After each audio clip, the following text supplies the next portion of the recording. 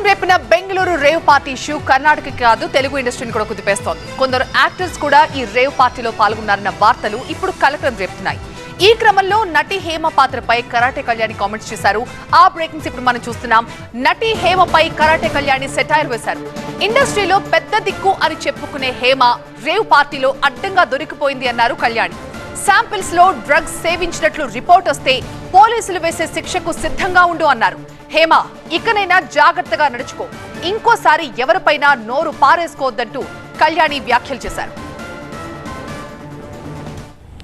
గులివింద గింజ తన వెనకున్న మచ్చ చూసుకోదు అన్నట్టుగా నిన్న బెంగళూరు రేవ్ పార్టీలో దొరికిన హేమక్క చాలా చాలా రకాలుగా ఇండస్ట్రీ వాళ్ళని ఎన్నో రకాలుగా నేనే పెద్ద ముత్తైదువుని, అన్నిటికీ నేనే బాధ్యురాలిని, నేనే అందరినీ ఉద్ధరిస్తున్నాను, ప్రతి వాటిలో నేనే ఉన్నాను, ఆడవాళ్ళకి చాలా చాలా హెల్ప్ చేస్తున్నాను, ఇండస్ట్రీ వాళ్ళందరూ నా మీద ఆధారపడ్డారు, నేనే పెద్ద దిక్కుని, నేను మా అసోసియేషన్ ఎలక్షన్లో కానీ ఎక్కడ కానీ అన్నట్టుగా ఆవిడ ప్రవర్తించే తీరు చూస్తే నిజంగా బయట వాళ్ళు అమ్మో ఈవిడ పెద్ద నోరు మాట్లాడకూడదు అనుకునేవాడు. ఒక రేవ్ పార్టీలో డ్రగ్స్తో పాటు దొరికావు.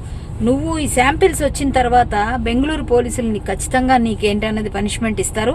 ఇక్కడైతే ఎలాగూ ఇంకా చాలా పనిష్మెంట్స్ తీసుకోవడానికి సిద్ధంగా ఉండు. ఎందుకంటే ఒక మనిషికి ఒక మాట అనే ముందు కర్మ రిటర్న్స్ అంటారు. ఎప్పుడైనా మనం చేసిందే మనకు తిరిగి వస్తుందని. కాబట్టి ఇక ముందైనా జాగ్రత్తగా నడుచుకో.